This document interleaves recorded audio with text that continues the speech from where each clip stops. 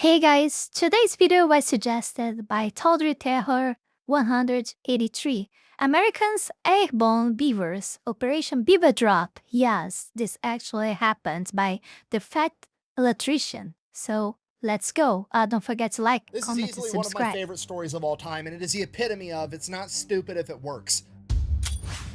Today we're talking about Operation Beaver Drop, that time that a bunch of World War II veterans that worked for the Idaho Fish and Game Department got assigned the task of relocating a bunch of beavers to a different habitat, and they decided that the cheapest, safest, most cost-effective way to go about that was to strap them to parachutes and throw them out of a Beavers. plane. And we're gonna get into it right after this ad, because I got bills. This video is brought to you by Conflict of Nations, a free online PvP military strategy game. Parachutes. It is based on a World War III type scenario where you can pick your own country, or you can pick a state inside of the United States, because that's really the only way to make it fair for everybody else. Otherwise, America would be the instant win. Personally, I always start out as playing Iowa Beavers for obvious with reasons, parachutes, and my first order of bro. business every single time is attacking Minnesota and turning them from Minnesota into Upper Iowa. They can't win a Super Bowl, and they're not going to win this battle. I'm curious to see that, but I never skip the ads, so you guys will have to watch this with me. Work together.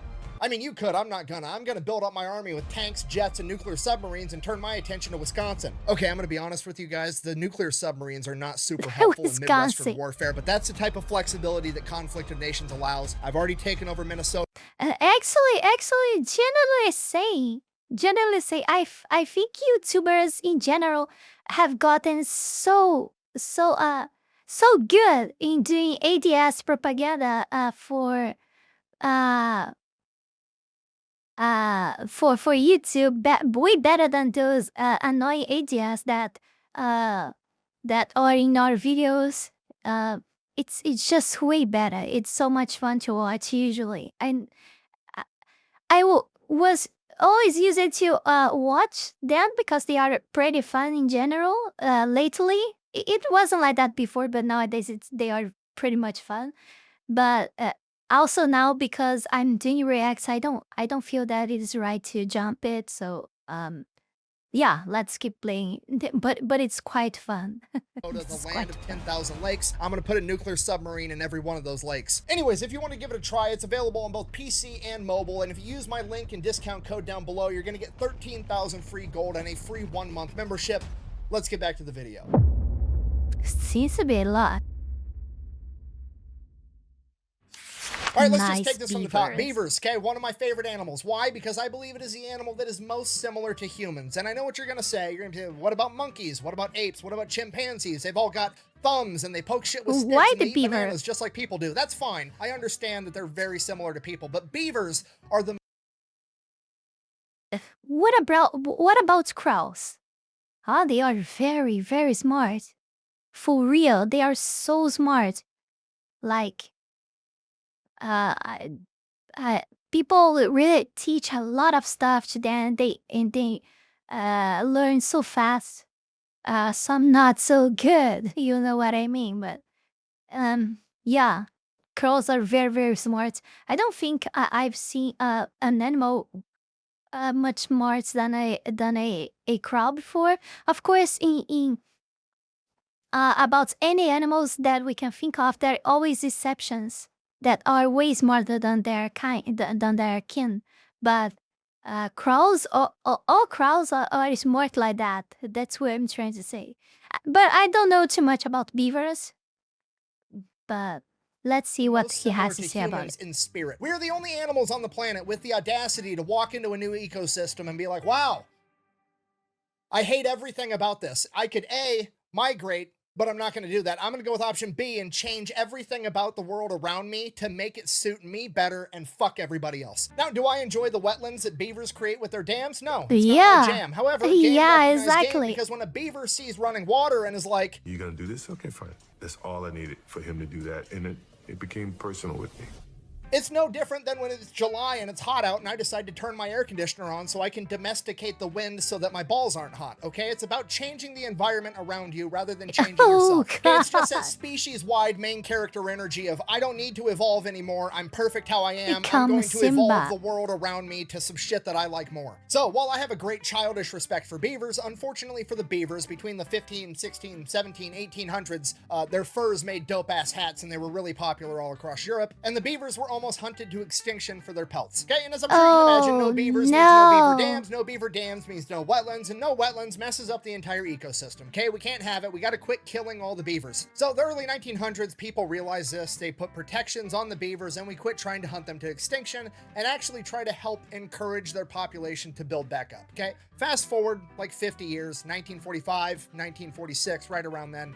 All the young men that went off and fought World War II are coming back home. They got a bunch of money from fighting that war. They want to get a wife, build a house, have some kids, do people things. So they start expanding. And one of the places this happens in is a town called McCall, Idaho. And they start expanding and the town gets bigger and bigger. And eventually it displaces a bunch of beavers that have been out in the woods doing beaver things for hundreds of years. And these new beavers get displaced and they go out and they start fucking up a bunch of farmers' fields and irrigation systems. And it gets to the point that the people in the town are just going to start shooting these beavers because they're messing everything up. At this point, the Idaho Fish and Game Department, presumably also full of World War I and World War II veterans, steps in and they're like, no, we're not gonna kill these beavers. These guys are awesome. They do a lot for the environment. We're gonna take them. We'll move them somewhere else where they can thrive. We're not killing beavers. We're just relocating them. So here's the plan. They're gonna capture the beavers alive. They're gonna drive them as far as they can on roads, and then they're gonna pack them in on horses and mules, miles and miles into the wilderness where they're not gonna be near any humans ever. And this is a complete disaster pretty much from the start. They capture the beavers alive, stick them in a cage, throw them on a truck, try to drive them hours and hours into the wilderness. This is really hard on them because beavers, they're a lot like me. I like to sit in my house in the air conditioning. They like to sit in their dams in the nice, damp, wet environment to keep cool. Beavers can't keep cool. Oh no. They came back. I can't believe they came back all the way. No. Is that what he's going to say? Oh, damn, no. In the back of an No, there's no air-conditioned way. truck in the mid-1940s. A lot of them are getting heat stroke, they're passing out, they're dying, they quit eating, or they get super agitated and they're very combative the entire time because they're hot. Then, even if the beavers do survive the truck ride, they're all pissed off and angry, and now they're getting strapped to a horse or a mule, and that pisses off the horse because he's got a bunch of angry beavers all over him, and now the horse is pissed off, and the whole thing just... it doesn't work. So now the Fish and Game Department is like, well, what are we going to do? Oh, We got to God. save all these beavers. We want to get them up in the mountains so they can build their wetlands. It's going to help protect the town from flash flooding. It's going to prevent erosion. It's going to be great for the environment. We got to save these guys. And one guy at the Fish and Game Department presumably is like, I got an idea. Hear me out. We do have an awful lot of extra surplus parachutes from World War II laying around. And we've got a plane. Okay, now to us in 2024, this sounds insane. But you gotta remember, this is 1948, okay? There's no OSHA. There's no rules and This is regulations, gonna and be it's in spicy. Idaho, which is basically the middle of nowhere at this point. Nobody's telling these guys what to do. A bunch of World War I, World War II veterans are like, huh, it's actually a pretty good idea, Jimmy. You know, it did work at Normandy, and the beavers aren't even gonna have Germans shooting at them, so pretty high likelihood they'll be fine. Let's try it. So, Yeah, first the order of power business, of we got to develop a PTSD. box that opens up once it hits the ground and gets the beavers to the ground safely. Pretty simple. It's basically two halves of a box with some holes drilled in it. They weave the rope through. Once the parachute lands, there's no more tension on the rope. The box just kind of falls open. The beavers get out and start doing beaver things. So first we're going to test it before we put any innocent beavers at risk. We're going to take some empty weights, put them in the boxes, go up in the plane, drop them over the practice field, see how it goes. Goes fine the first couple of times. Okay, let's try it with one beaver just for practice. So they go ahead, they pick an older male. He's out of his breeding prime, potentially dangerous to some of the younger males. If something does happen, he's lived out most of his life. They name him Geronimo because they're a bunch of meatheads and that shit's funny. So they put him in a crate, they take him up in the plane, drop him off over the practice field from 800 feet. Geronimo makes it and survives. Now, obviously, we're not going to put all our beavers in one basket because of one successful test run. We need multiple test runs to be certain that this is going to work. And now that Geronimo is technically our lucky beaver, he's going to do it again. So he does. Geronimo does it again and again and again, and he keeps jumping, like more than 12 jumps this beaver makes. And by the end of it, the park's employees reported that Geronimo would actually run up to them and help them put him in the crate because he was ready to go again.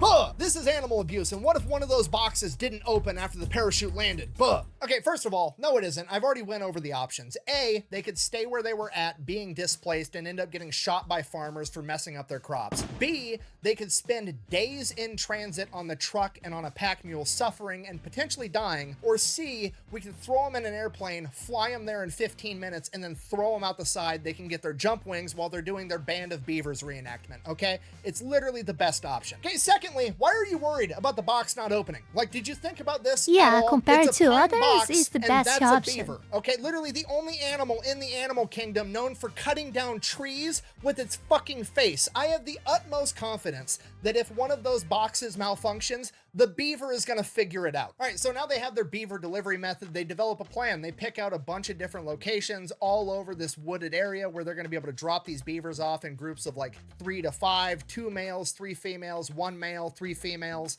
something like that, enough that they're going to be able to rebuild their own little colonies, but they're going to be spread out enough that they're not going to congregate into one thing, and it's going to be a humongous boost to the beaver population. This is what conservation's all about. So they get that all figured out. They have the plan in place. They know the delivery method. Now they just got to go catch all the beavers. So they go back to town, catch them all. There's 76 Seems to of be them. all They good. take them back. They start loading them in crates, and they're What's going to the take them up problem on the then? plane and throw them out the side. And here's the best part about the whole thing. They filmed it. Into the drop box. Nearly ready for that flight back Oh, that's And this is where you awesome. can really start to see that this is a different time. I mean, look at this absolute Chad just manhandling this beaver into that crate with no safety equipment, no gloves, no eye pro, nothing. If this were modern day, that guy would have leather protective gloves up to his elbow. He'd have safety glasses with a hard hat with a face That's shield so with a leather true. apron. That's so He'd have true. two Oh dudes my holding his God. hand while he did it just to make the safety guy happy. No, this is just Yeah, some angry war exactly. veteran throwing a beaver into a box like it's another 8-hour workday. It's fantastic. That's it. They get the beavers loaded up on the plane. The plane takes off. They drop all the beavers in their designated drop zones. 75 out of the 76 survived. I don't know how they know this. I'm assuming they had people on the ground at the different drop locations to make sure the box is opened or that the beavers made it or whatever. But apparently the one beaver that didn't make it had somehow either slipped through the crack when the rope was loose or eaten his way out of the box after they let it out of the plane, and the beaver was last seen standing on top of the box with the parachute above him, and he probably would have been fine, except when he got 75 feet off the ground, he decided to jump. So on one hand, that's kind of sad, but on the other hand, natural selection. If the other 75 beavers figured it out and you didn't, it's probably on you. On a happier note, though, the boys at the Fish and Game Department decided to hook up their lucky beaver, Geronimo. This is Shame posted on you, in the Journal of Wildlife Beaver. Management, Volume 14, Number 2, April of 1950. The article, Transplanting Beavers by Airplane and Parachute by Elmo W. Heater, Idaho Fish and Game Department, McCall, Idaho. And I quote, Geronimo had a priority reservation on the first ship into the Hinterland, and that with 3 young females went with him. They had to hook up their boy. And he made it. Apparently they went to check in on him a couple years later, and his new colony was, and I quote, very well established. And Geronimo was not unique in that, because pretty much every drop zone ended up turning into a thriving beaver colony in the following years. Oh, because they seems kept tabs on looks this entire that thing. And not like only that. did it work, Beaver it was have a also very super good cost time in effective, this because according to this journal, the cost of transplanting one of these colonies was $30. It was $2 for the box, $16 for the surplus cargo parachute, and the flight time, man hours, and fuel totaled to $12 for a total of $30 per colony. And just to be clear, that's the actual crazy part about this story. It's not the fact that they actually had airborne beavers to go save the environment. No, that seems pretty reasonable. The crazy part is that these guys back in the 1940s managed to get the job done, have fun, and record it, and they did it for like $300 to $500. Because we all know in modern times, if they wanted to do this, there'd have to be like a 15-year-long environmental impact study that costs the U.S. taxpayers $25 million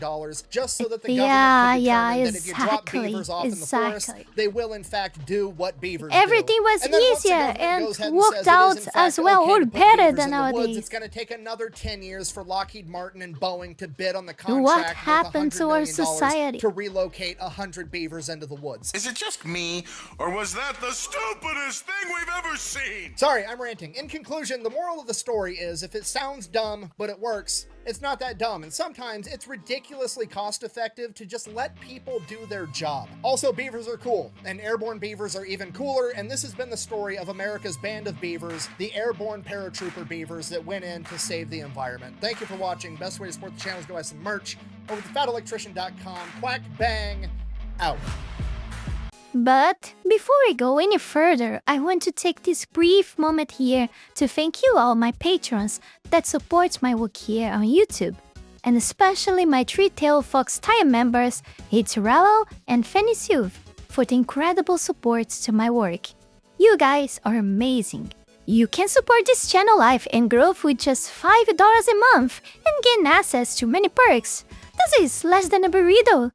Check out my Patreon. Link is in the description below. Oh my god, that was awesome. This was awesome and also very wholesome in some kind of way. This was so cute, kind of like I don't know. Also, I kind of learned some things about beavers that I didn't know. But okay. Also, bad luck for that one beaver guy that, well, Minecrafted himself. Yeah, bad luck on him. And thank you everyone for watching. Don't forget to like, comment, subscribe. Check out my links below, Patreon and Discord. Server links below, and consider becoming a Patreon member. If you don't like Patreon for some reason, I have YouTube membership too. Thank everyone for watching. See you guys in the next one.